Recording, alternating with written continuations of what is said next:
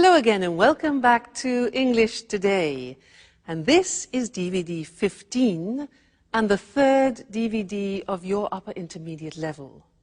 And in this DVD, we'll begin with another 2 episodes of our story, That's Life, followed by our special TV programs where we'll be talking about the option of working in retirement. And then our sports expert will tell us about sumo wrestling, fat and fast.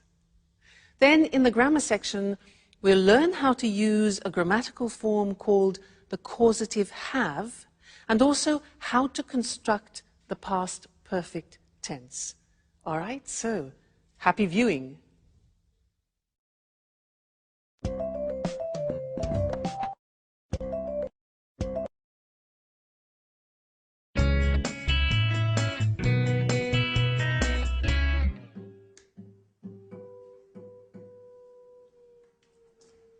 Hello? Anyone home? Anne, it's great to see you. Hi. Oh, you look great. Oh, thank you, Paolo. You look well yourself. And this house is so untidy and so dusty. I know. Let's give this place a good clean. The others will be here in a minute. Let's get started straight away.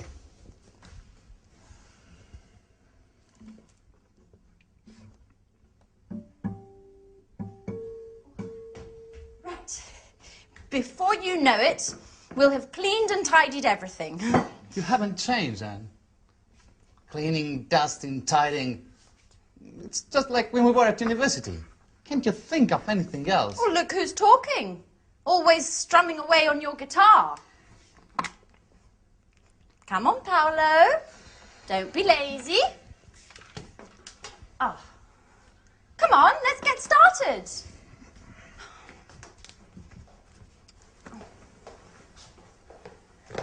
Da-da-da-da! Surprise, surprise! Oh, Michelle! Sandra!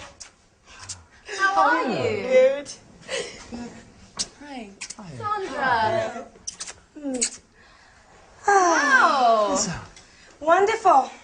All together again, just like the old days. Okay, guys, what shall we do? I want to have lots of fun. So do I. Come on, Michelle, let's go for a long walk all the way down to the lake. Stop where you are. Where are you two going? Come on, Paolo, pick up that brush again.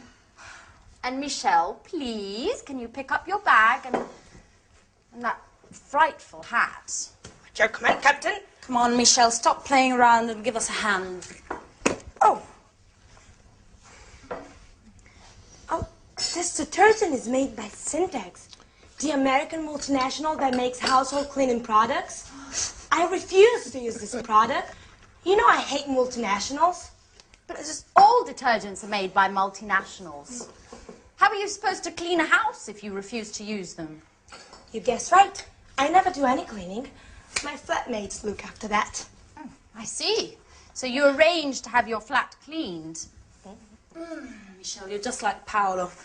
Look what a mess this house is in. If it weren't for us. If it weren't for you, I'd be chilled out playing my guitar.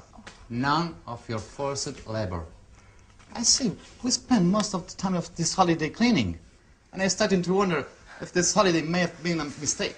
Oh, come on, Paolo, stop complaining.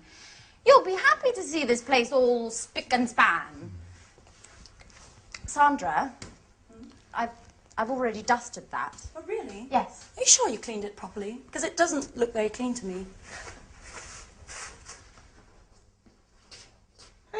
Mike! Hi! What's going on here? Are you my old college friends or workers from a cleaning company?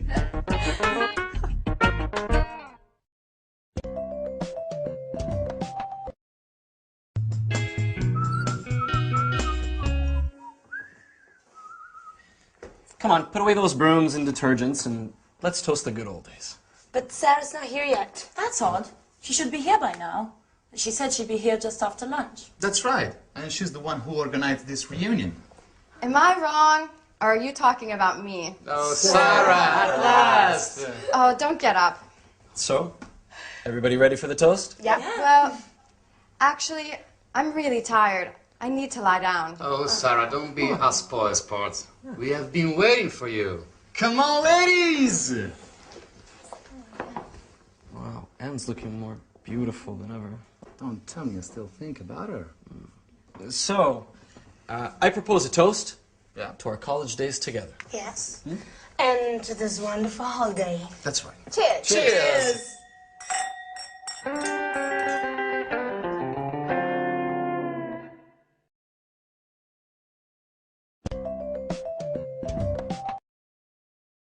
Hi again, and welcome back to your live TV program to learn some more English language.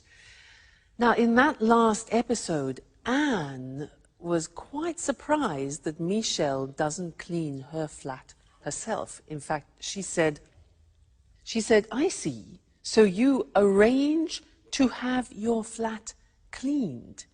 To have your flat cleaned. Now, that means that somebody else cleans the flat for Michelle. This is very interesting. Well, in fact, that's what I do too. I don't clean my flat myself. Somebody cleans it for me. So I have my flat cleaned every 2 weeks. Now, this is an interesting grammatical form because we use it when we talk about services. We talk about other people who offer us services. Let me give you another example. Hair. I don't cut my hair myself. It's too difficult. I can't do the back. So I go to the hairdressers, and that's a service. So I go to the hairdressers and they cut my hair. And I say, every month I have my hair cut. So that is a grammatical form using the verb have, which describes services. Somebody does something for you, and we can use it, for example, with the hairdresser, with the mechanic. For example, if your car breaks down, usually you go to a mechanic, with cleaners, with the dentist, things like this. So, services. So I'd like to go to the screen now and show you how this works grammatically, because it's very different to other languages. And we're using the verb have. That's why it's called the causative have. Causative in the sense that it causes things to happen. All right? Let's look at the form. Have something done. So in the present tense, you can say, every month I have my hair cut. Now notice, the verb have is in the present form because we can use this grammatical form in any tense. So we start with the verb have, then we have the object. That's important. I have my hair, and then the past participle. Okay, the object is in the middle. So every month I have my hair cut. Another example. Every year I have what? My teeth, past participle, checked. Okay, I have my teeth checked.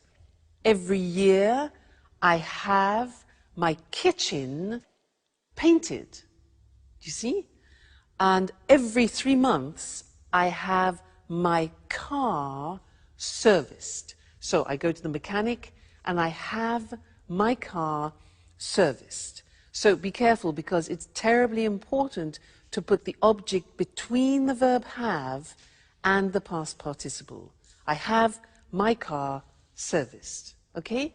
Now, let's move on to the past tense, because, as I said, you can use this form in any tense, past, present, future. So, examples. Last week, I had my eyes tested. So the opticians, that's a service. I had my eyes tested. Yesterday, I had my photograph taken. Often when you need to renew your passport, for example. Last week, I had my dress dry cleaned. Again, that's another service. You don't do it yourself. Somebody does it for you. Okay? So the verb have goes into the past. I had something done. And now let's look at the future. Tomorrow, I'm going to have. So here the verb have goes into the future, expressing an intention. So we have, I'm going to have my scooter repaired. All right, object in the middle. Next week, I'm going to have my hair colored. And next week, I'm going to have my passport renewed. All right, so the causative have, very, very useful, and you don't find this in other languages, so you need to practice it. And remember, first the verb have, then the object, and then the past participle. All right, so that's the causative have, and I think you'll find it very useful. All right, great. So see you again in the next lesson for some more language. Bye.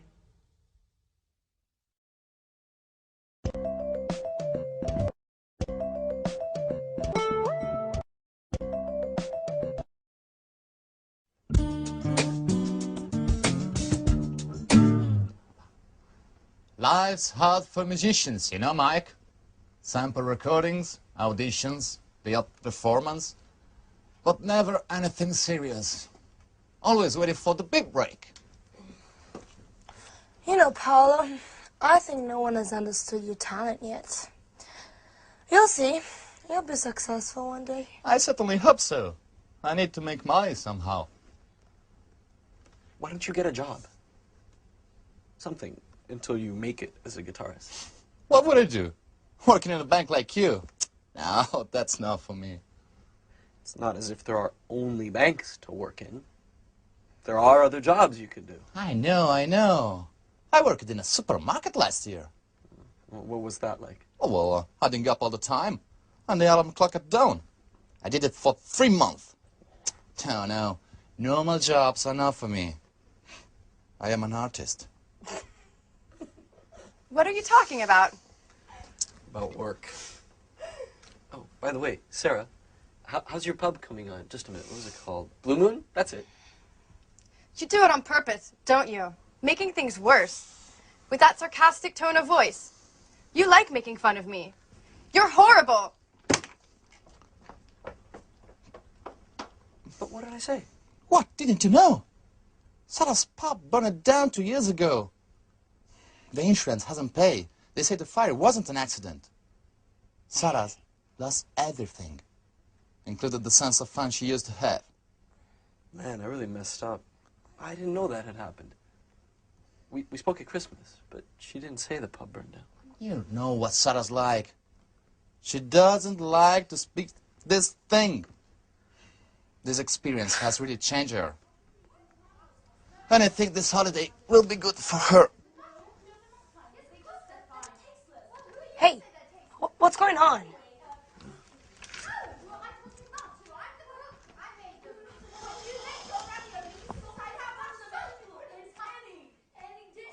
No, that's enough, Sandra. I don't think you need to add any more salt. I really think the ravioli are rather tasteless. Well, let's see what they think. Would you like to try my ravioli? Sandra says they're tasteless. Sure. Fantastic, huh? Really good. I always said you'd make someone a great wife. See? Did you hear that? I don't think they're very tasty. I'm sorry, Anne, but my ravioli are a lot better than yours. I'm cooking tomorrow, and we'll see who's the best cook. Oh, she's always criticizing. Well, don't take it seriously, Anne. You know what Santa's like. Competitive by nature. Oh.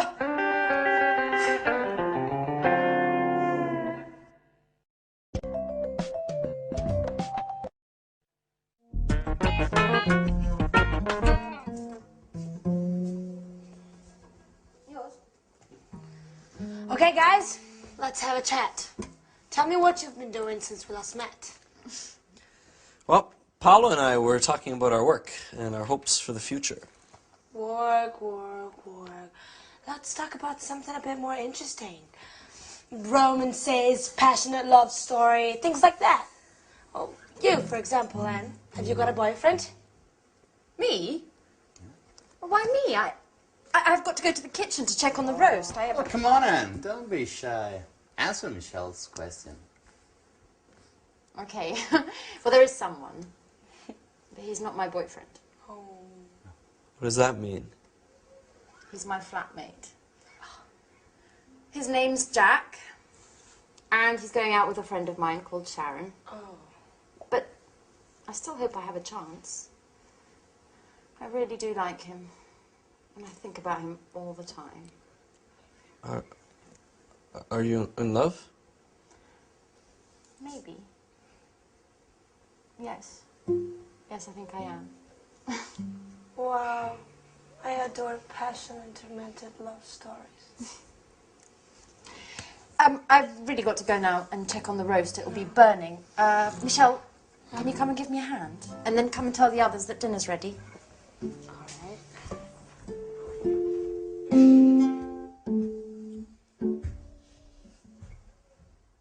Mike? Mikey? Hello? Anyone there? Yes, what's wrong? Oh, you tell me. You look as if... I'm finished, Paolo. I wasn't expecting this. What? I thought that... I'm stupid. What are you talking about? What do you mean? Anne, she's in love with another man. And I was hoping that, you know, we could become more than just good friends during this holiday. I've never stopped thinking about her. What an idiot. Sorry, Paulo, I have to be by myself for a while. No, but...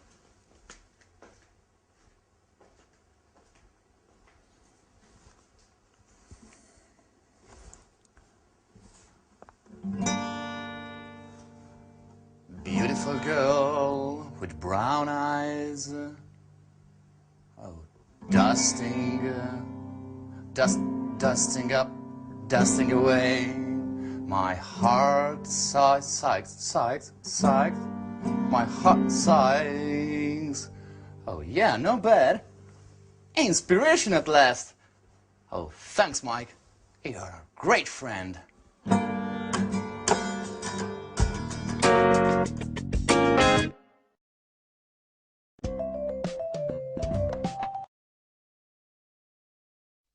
Hello again to you and welcome back. In that last episode, Sarah was in a bad mood. There's always a reason why somebody's in a bad mood, and she had a good reason. Do you remember what happened? Yeah? I'll read it to you so you do remember, because it's useful for us. It introduces a new grammatical form which I want to teach you. Paolo said, when she arrived, the place had burnt down. Now, can you imagine Sarah goes to her pub and it's burnt? So he says, when she arrived, the place had burnt down. Now, this had burnt down is what I want to teach you. It's the past perfect. Let me give you another example, because we use it when you have two actions. One action happens after the other. Let me show you. For example, I write a message and then I send it. Okay?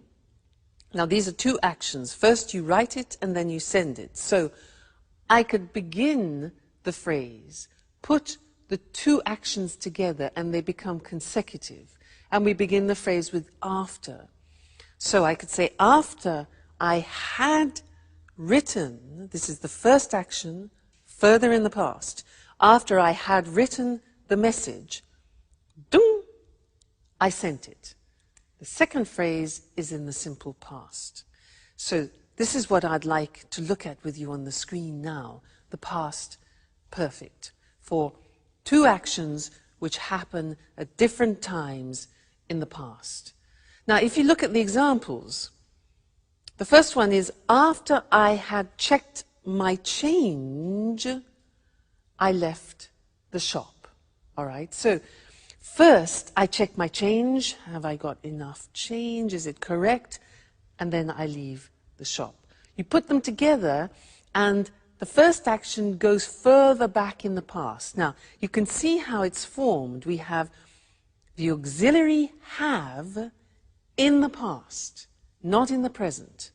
And that takes everything further back. So, after I had checked is the past participle, my change, I left, simple past, the shop.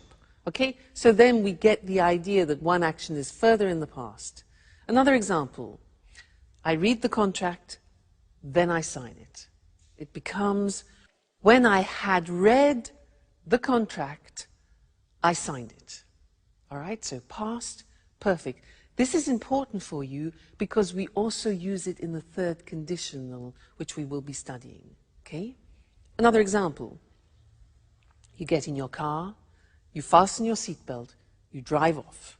All right? So, after I had fastened, past participle, my seatbelt, I drove off. And one more example.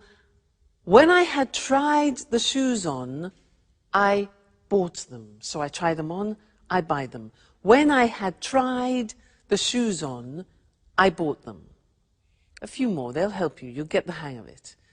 After I had checked my ticket, I went to the airport. So first I check my ticket, then I go to the airport. And the last one, I read the instructions. I have a new machine, so I read the instructions, and then I turn it on. So after I had read the instructions, I turned the machine on.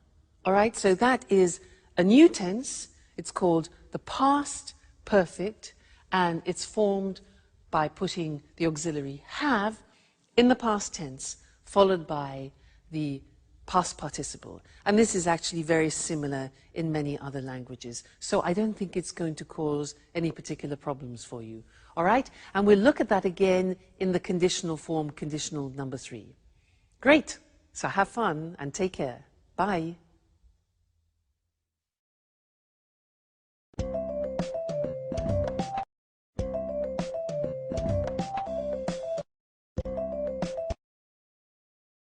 Good evening, and welcome to this week's edition of Let's Talk.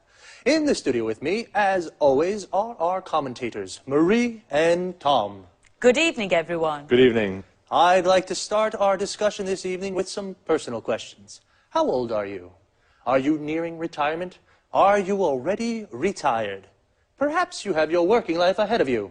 Anyway, one thing is for sure. The meaning of the word retirement is going to change in the future. Let's talk about this with Tom and Marie. You're right, Eric. The traditional division of life into 3 cycles, education, employment, and retirement, must change. People in developed countries are living longer. By 2025, in developed countries, the share of the population over 60 will have reached 26%. All these pensioners will certainly wield a lot of power. They will, Eric. But you know, experts are beginning to talk about the concept of active aging. Just think that by 2050, the average lifespan in developed countries will be in the mid-80s. And this increasing longevity is already starting to have a negative impact on public finances, economic growth, and general living standards. The problem is that there is increasing pressure on social security systems and public funds for retirement and healthcare expenses. Economists are increasingly questioning the sustainability of the European social model with its high welfare standards. So, how can we solve this problem? Well, governments really must encourage older people to continue working. There should be... Just a minute, Mary. Sorry to interrupt, but are you really saying that I will have to work until I'm 95? Well, not until 95, perhaps. But as I was saying, there should be programs for lifelong learning to help people learn up-to-date job skills as they get older. People about to retire should plan ahead and find some way of working, maybe a part-time job. Well, some American companies already have phased retirement programs. How do they work? Well, retired employees go to the company website where they can find project work for the company. This may last 2 days or 2 months, and the retired workers can manage their own time and work when and where they want. If they need some training to do the job, they can go to the company website and take a short course using the internet to learn what they have to do. In this way, retired people have more money, and the companies can use the skills of their retired workers. Yes, more money, but less free time. I don't think I like the idea of having to work in my retirement. And you, ladies and gentlemen, what do you think about this? Well, thank you to our commentators, Tom and Marie, and goodbye. Thank you. Thank you. Bye-bye. And goodbye to you, and see you again next week for another edition of Let's Talk.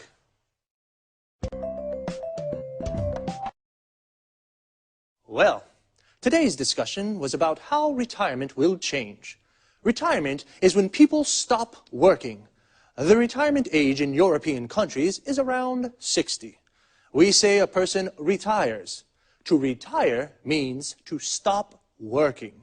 And a person who is retired is a person who has stopped working. They are called pensioners. A pensioner is a retired person who receives weekly or monthly payments from the state. The money a pensioner receives is called a pension.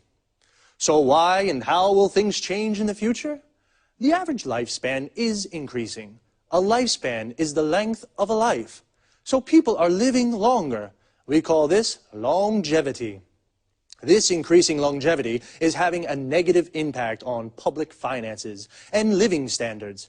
Public finances are the money a government has to spend on its services. And living standards are what we call the general level of life in economic terms. There is more pressure on social security systems in Europe.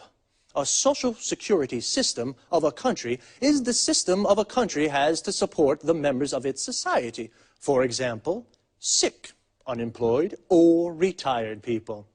Economists, these are economic experts, question the sustainability of the European social model. That is, the social security systems of European countries. The sustainability means the ability to continue doing something. Because welfare standards in Europe are high, welfare is the economic assistance a government provides for people in need. So, people need to plan ahead. To plan ahead is a phrasal verb. That means to make plans about something that will happen in the future.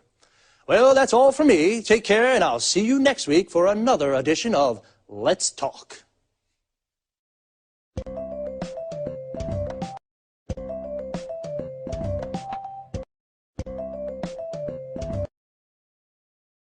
Good afternoon, and welcome to this week's edition of Sports Special. With me in the studio is John Forbes, our sports expert.